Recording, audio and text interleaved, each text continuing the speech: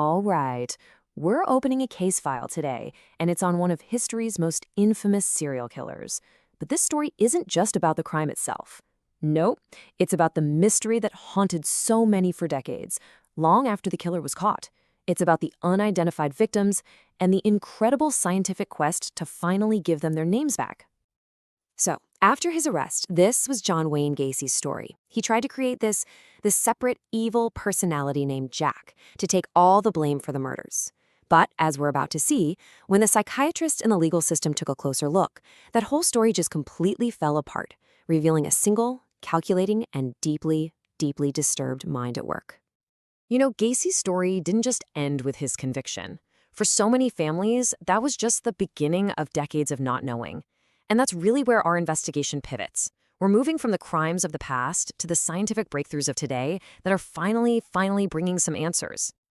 To really understand a case like this, you have to understand the man at the center of it all. So, we're going to start with the suspect profile, pieced together from witness accounts and psychiatric evaluations. Okay, so what's just wild is the contrast you see right here.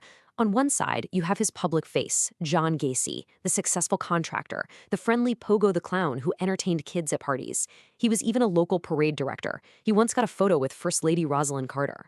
But then you look at the psychological profile, and it paints an absolutely chilling picture. This was a man who, according to every assessment, had no conscience, was in complete denial of what he'd done, and was driven by this deep, dark need for power, a need that probably stemmed from a really troubled and abusive relationship with his own father. And look, this wasn't just guesswork. The official psychiatric reports were incredibly revealing. He was diagnosed with mixed psychosis, which basically pointed to a personality that was in bits and pieces. Can you imagine being someone who feels zero guilt? Someone who has to learn how to act normal just by watching and mimicking other people? You combine that with his habit of blaming everyone else for his problems and a very strong stated dislike of homosexuals despite his own actions, and you get a portrait of a profoundly fractured and incredibly dangerous person. All right, let's trace the timeline of incidents. As you're about to see, the key events here show a clear and honestly terrifying pattern of escalation. So the pattern really starts to take shape here. After an early arrest back in '68, Gacy moves to Chicago and builds this public facade of being a respectable contractor. But behind closed doors, from 1972 to 1978, he was carrying out this horrific string of murders. The beginning of the end came on December 11th, 1978, when a 15-year-old boy named Robert Peace disappeared. Peace's case was the one that finally triggered the investigation that just 10 days later would unearth the horrors hidden in Gacy's crawl space and lead to his arrest. With Gacy in custody and all the horrific evidence uncovered, the case moved toward its final disposition, what would become one of the most significant criminal trials of the century. 33. That was the final count. That's the number that was presented to the jury. 33 young men and boys. The sheer scale of it was it's almost impossible to comprehend. And it was that number that defined the entire legal battle that was to come. So the trial kicks off on February 6, 1980. Gacy's defense team, they lean hard into this idea that he was not guilty by reason of insanity, pushing that multiple personality claim. But the prosecution's evidence was just overwhelming. After a 6-week trial, the jury went to deliberate, and they came back in less than 2 hours, guilty on all 33 counts. The legal process ended with John Gacy being sentenced to death, officially closing the case. So the legal case against Gacy was closed, but for 8 of his victims, the story was nowhere near over. They were still unidentified, just case numbers in a file. And this is where that file reopens, decades later, as a cold case with a brand new mission. Fast forward to 2011. We're talking more than 30 years after the bodies were discovered.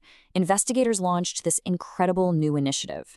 The goal this time wasn't to relitigate the crime. It was to use the power of modern DNA technology to finally answer the one question that had haunted families for a generation.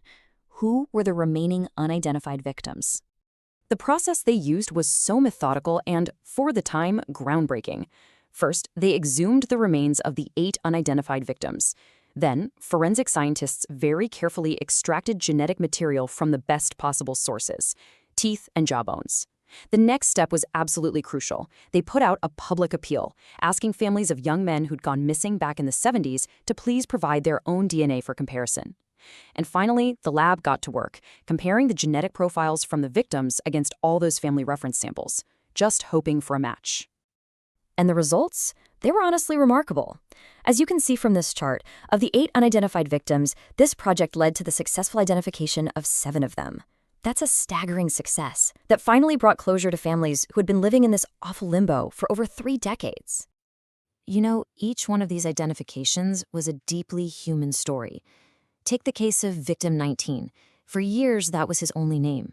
But because his sister held on to this painful suspicion and bravely submitted her DNA, he was finally identified as William George Bundy. A name, a history, and a family finally restored. But the project also had these unexpected ripple effects that no one saw coming. The family of a young man named Daniel No submitted their DNA, fearing the worst, fearing he was a Gacy victim.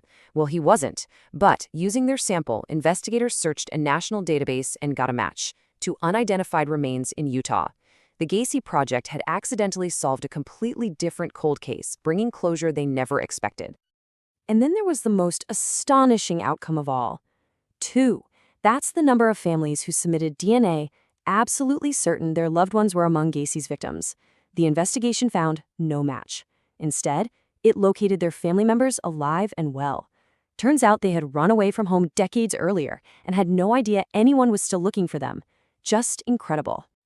So you see, while the original investigation closed the book on the killer, it was modern science that truly wrote the final chapter for so many of these families. It's just such a powerful testament to how technology and dogged determination can deliver answers, even when it feels like all hope is lost. And all of this leaves you with one final big question, doesn't it? As forensic science keeps getting better and better, how many other cold cases out there, with their own nameless victims and grieving families, are just one DNA sample, one database search, one new piece of tech away from finally being solved?